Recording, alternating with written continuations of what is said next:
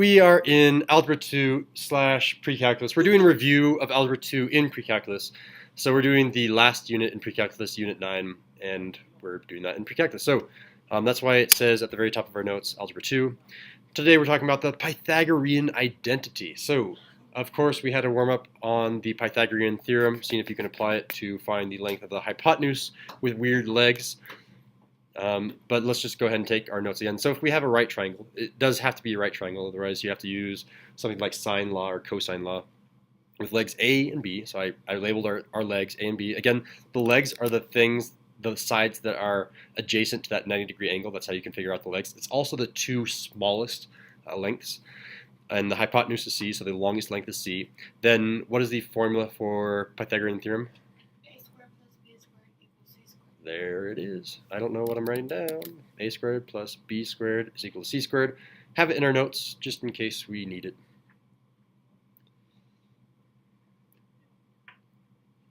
All right, and this is going to be a review of 9-3 now. So if I take the sine of an angle, I'm just going to say that angle is theta. If I take the sine, what am I really finding? Is it the x coordinate or the y coordinate? Sine of theta is the... Y coordinate. Yeah, that's the y. And then the cosine of theta, therefore Daisy, is the, yeah. So let's see if we can remember where is, I want you to graph on your notes somewhere, where is 60 degrees on this unit circle? Somewhere on the intersection of that circle, 60 degrees. So kind of like making a point on the outside of the circle. Where is 60 degrees located on the circle? Like, close to the top. Close to the top, yeah, right about there. And then go ahead and sketch a line. I have technology, so I can do a quick actual line segment. Sketch a line segment that goes to the origin. And we're also going to sketch a line segment that is perpendicular to the x-axis. Boom. Because I said it's perpendicular, it is now assumed to be perpendicular, therefore this is a right angle.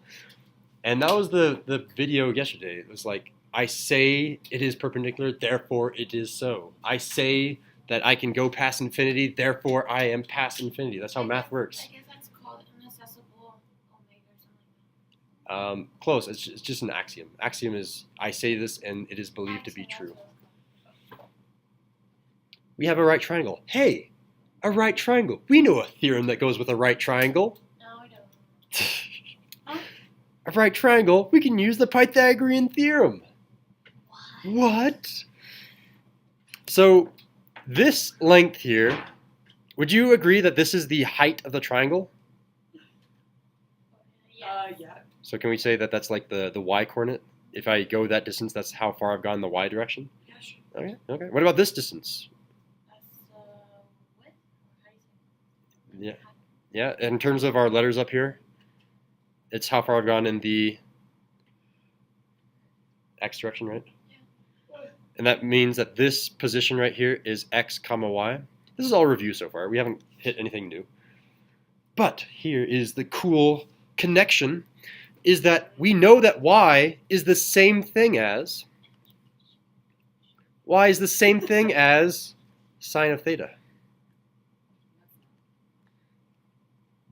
Sine of theta. And we know that x is the same thing as what? Cosine of theta. Oh, it is. We also know how long the radius of the circle is. How long is the radius of the circle? What is the length? 1 unit. 1, yeah, because it's a unit circle. Unit meaning 1. Well, here we go. Let's set up Pythagorean theorem again. Instead of using x's and y's, like a and b, we're going to say sine squared and cosine squared equals 1 squared. So let's go ahead and write that out. In fact, we're going to, yeah, we'll just write it out here on the side. So let's just start with our cosine. Cosine theta, and we're going to square that. So we're going to go like, should I just teach us the correct way right off the bat of saying cosine squared of theta? When I say cosine squared, that's the same thing as writing cosine squared of theta. It's just a quicker way that mathematicians use to write cosine squared. It looks weird. It looks like you're squaring the cosine and then not doing anything to the theta. This just means square all of the cosine of theta, whatever you get, then square it. So far, so good? Sure.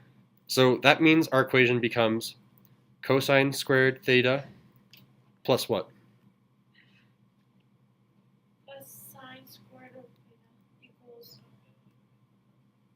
1. Equals 1 squared, yep. We square each of those terms, and that's just the formula. That's the one that I want you to write down. We're going to write it again. It doesn't have to be in that way, right? What do you mean? Like, could it have been sine squared plus cosine squared? Yeah. Yeah, it could have been that way. In fact, I'm just going to write it that other way now. Where we have a red star right here, we're going to do our formula that needs to be in our notes, which is, I'll do it the other way just in case you want it this way. Sine squared of theta plus cosine squared of theta is equal to 1. All right. Do we know in our bones, in our soul, why this is true now? Are we going to be thinking about this as we drift off to sleep tonight? Man, that was really cool. Sine squared plus cosine squared is equal to 1. Yeah? You can lie and say yes. I'll take it. Yes. Are you gonna give That's us right. HP or XP? No, but Well then, What's the point of you're just working for the XP.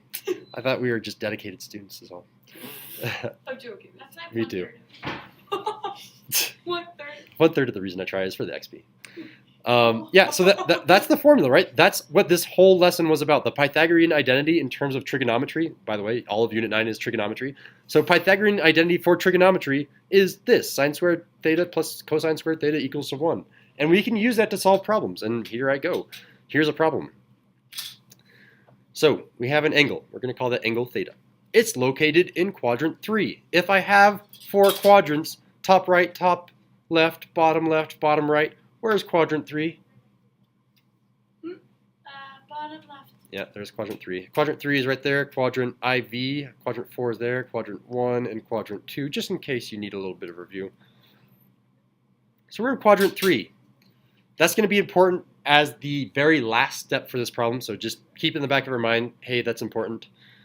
And we know this. Sine of theta is equal to negative 13 over 85. I need the value of cosine of theta, and I need it exactly. I don't want some decimal approximation using your calculator. In fact, this one you can use your calculator, but I'm just going to make sure you can do it by hand, at least most of it. Get it exactly. In example 2, you are going to have a square root that needs to have the square root in it. In example 1, it actually came out to an integer. I made it come out nice. All right, well, we know that if I'm trying to find cosine and I'm given sine, there's a lovely equation in trigonometry that relates sine and cosine. Hey, look at that star, sine and cosine. Those are the only 2 things I need to know. I can find one from the other. Oh, yeah. So let's do it. Let's set it up. Rewrite your equation, your super famous equation. Sine squared theta plus cosine squared theta is equal to 1. You're going to be rewriting this over and over again. Did you write this? I see a lot of people not writing things. I see lies. you don't know that. Do you want me to come over there and check? Sure. Yeah. Write it down. Sine squared plus cosine squared equals 1. Oh, we don't have to really work. You're going to write it down over and over and over again. Might as well get it done with. All right. We know what sine of theta is, don't we? No. Yeah. We do. Where is sine of theta? Sine of theta is what? What? Negative 13 over 45. That means inside of this sign, without doing the square, I can put this negative 13 over 85. That is sine of theta, but I need to do sine squared of theta, so I need to square this number. There's sine squared. Done. Boom. Boom. Boomskus. Boomskus. That's how you're supposed to mean. Like boom, but Russian. Here's, unfortunately, the problem. We still have the rest of this cosine squared theta equals 1 that we need to solve for. We need to solve for cosine of theta. So to do that, I'm going to move this to the right-hand side. So now this is going to say cosine squared of theta. Mr. Sano, are you supposed to have a square on the one? This one? Yeah. We decided to not write it anymore for our start because 1 squared is just 1. But you can write it if you want, just so that you know you still are using Pythagorean theorem. It's up to you. I'm not going to check for that. So cosine squared of theta, if I subtract this, I'm going to have 1 minus this, because I still have my 1. There's my 1. And I'm going to subtract this, in parentheses, negative 13 over 85 quantity squared. Oh gosh. So remember, whenever, and if you don't remember this, do write it on the side. If I have a negative 13 over 85 quantity squared, that's going to turn into, negative 13 squared over 85 squared. You square the top, you square the bottom. That's how the square applies to fractions. We remember that rule? Yeah. All right. So what is negative 13 squared? Ah, it's up there. Jesus, it scared me. 69. Negative 69. Hold on. None of what you said was appropriate nor accurate. Wait, I just said 69. That's not the answer. 169. 169. Okay. Oh, I didn't see the 1. Okay. Oh, I didn't see the 1. Selective vision. Okay, so we have Mr. Sano, I swear I did not mean it like that. Daisy and her dirty mind have entered I my classroom. didn't mean it This that is way. not gonna lie, I'm surprised you know that. Oh my god. So cosine squared of theta, we have 1 minus this negative 13 squared. Is it a positive or a negative 169? Positive. It's a positive because anything squared is positive. So 169 divided by, well, I need 85 squared. Oh, it's not up on the wall. 85 squared. Let's do it on our calculators. 85 squared. No. Do it in your head. Do it in your head. All right, I did it in my head. It's 7,225. 700. 7,000. Sorry, 7,200. No. Shut up. Ah. You want to do your eyebrows. All right, we need to simplify that right-hand side. We're having too much fun today. I don't know if we should have this much fun in math class. Math class is supposed to be boring and unfun. It was a joke. I need to simplify this right-hand expression. So I still have this cosine squared of theta. I haven't dealt with him yet, but I'm going to deal with this 1 minus 169 divided by 7,225. He's not paying it. I know. How am I going to combine these two? How am I going to simplify this expression? Do we simplify the fractions? You cannot simplify this one, I don't believe. So then do we do 1 times 1, 7,235 over Whoa, wait. 7,225? We do that. Down. So Daisy, what we're going to do, this 1 is going to change into 7,225 over 7,225. That's still 1, because anything divided by itself is 1. And we're going to subtract, I'm not changing this part, I'm just rewriting it, 169, 69, all over 7,225. Oh, okay, now I understand. So far, so good.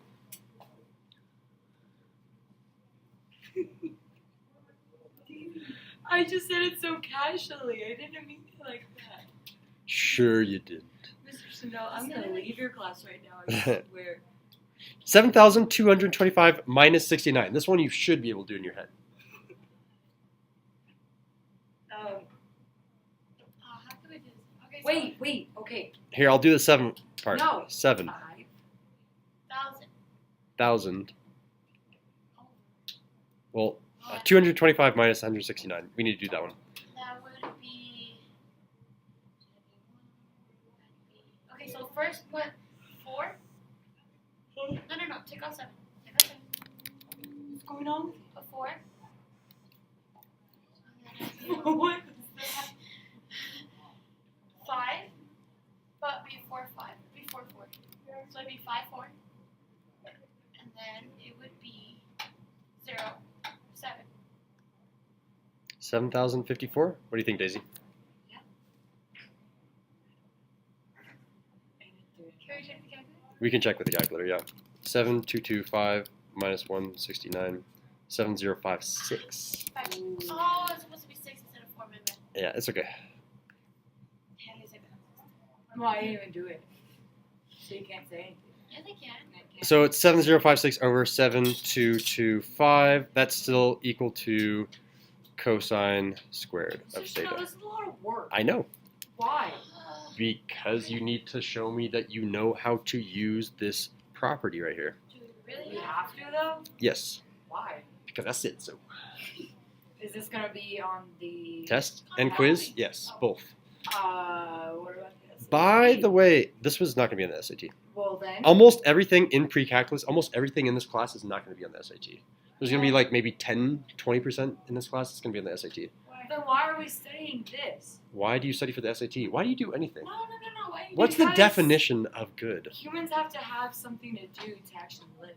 Yeah, Have and a purpose in life. their purpose in life is to learn how to use the My trigonometry, purpose in life Pythagorean is to theorem. leave this school with a good education, but this is. There's your good education. There you go. I'm helping you. Good education, Mr. No, because this is not going to be on the SAT, or I'm probably not even going to do this in college. So. I am making sure you understand the trig Pythagorean identity. That way you have a better understanding of the Pythagorean identity. All right. By the way, here we are in the unit guide, Miss Daisy, which means tomorrow we have a quiz. We're just going step by step through the unit guide. I'm not going to be here tomorrow, sorry. You can just do it online. Oh. So tomorrow's a quiz. Quiz is due the next day. It's due on Thursday morning. So here we go. We're almost done. We have cosine squared. We're looking for cosine. What are we going to do to both sides? We have cosine squared. We're looking for cosine. Square root? There it is. Square root both sides. Square root the left. The whole thing? Square root the right. Square root the left. Square root the right. So it's basically square root of 7,056 over square root of 7,200. There it is. Yeah. Huh? So cosine of theta, and I'm just writing what Rochelle's telling me to write here. I'm going to do the square root of 7,056 divided by the square root of 7,225. And this is definitely a calculator problem. So, and I'm just going to do it all at once because I know it comes out nice. 7,056 divided by 7,225 is equal to, oh, what? Didn't come out nice? Did I make a mistake somewhere? Yes, because you square rooted the whole thing. Well, it's the same thing. You sure about that? I'm pretty sure. Try it separately. 7,056 divided by square root of 7,225. Got the same answer. Huh. Hold on. I think we made an error somewhere. Let me use my calculator to figure out. So 85 squared, we got that one right. 7,225. Okay. We did 7,225 minus 169 correctly. 7,056. I don't know I guess it just came out that ugly. I guess that is, I mean, obviously we could have simplified this fraction before square rooting it, like both the top and bottom were divisible by 2, for example. But if you just put this into Khan Academy, it'll give it to you correct. Try negative 13 square rooted. Negative 13 squared, you mean? Yeah, sorry. Negative 13 power of 2. Yeah, because this is how I did the problem when I was making it. It was square root of 85 squared minus 13 squared. I got 84 that way. What is going on? 85. Something is going on. So it's supposed to be 84? Oh, I see what I'm doing. There's a better way to do this problem now. Because square root of 7,056. Okay. We should have just done it individually. I was going way too fast. I told you. I blame it on my sickness. Is equal to 84. The square root of 7,056 is 84. The square root of 7,225 is what? Probably like 90. Well, how do we go from this step to this step? Oh, 85. Yeah, we squared 85 to get 7,225, so square root it backwards and you get 85. Come on, 85. So the full answer is 84 over 85. There you go. All right. Well, if you divide 84 divided by 85, you probably got 0.98. That's exactly what was happening, yep. So the shortcutty way of doing this is the denominator here is going to be the same denominator here. You will always have the same denominator. It's just how the math always works out. The only thing that's different is making sure that you subtract the squares to get the numerator changed. But here's the thing. We still don't have the right answer. What? Yep. No way. I told you that in the back of your mind, you need to be thinking about quadrant 3. Oh. In quadrant 3, we're looking for cosine. Cosine is the x or the y? X, because we have that written up here too. Cosine is the x. Is the x negative or positive in the quadrant 3? So there's our final answer. It is a negative 84 over 85. So I'm going to do a red negative. A negative 84 over 85. Now we're good. All right, let's try one more example, and then I'll turn it over to the homework. Ejemplo número 2. This one does come out with a square root. I wanted to see what that one looked like. All right, now we're starting in quadrant 3. We have cosine. We're trying to find sine. So, again, like always, we're going to write down our original equation. Sine squared of theta plus cosine squared of theta is equal to 1. Tell me what to do. We know most of this already. Plug in negative 9 over 19 to cosine squared of negative Be careful. It's not plugged into cosine squared. It's just plugged into the cosine, right? square root. I mean, so it's hard to. Right, so you're going to have sine squared of theta plus negative, I don't know what happened there, plus negative 9 over 19. All of that in parentheses squared is equal to 1. Which means now that sine squared of theta, if I subtract this from both sides, I'm going to be left with 1 minus, let's just go ahead and take the square of this. What is negative 9 squared, Daisy? What? What is negative 9 squared? Negative 9 squared. It is 81. 81. And Rochelle, 19 squared?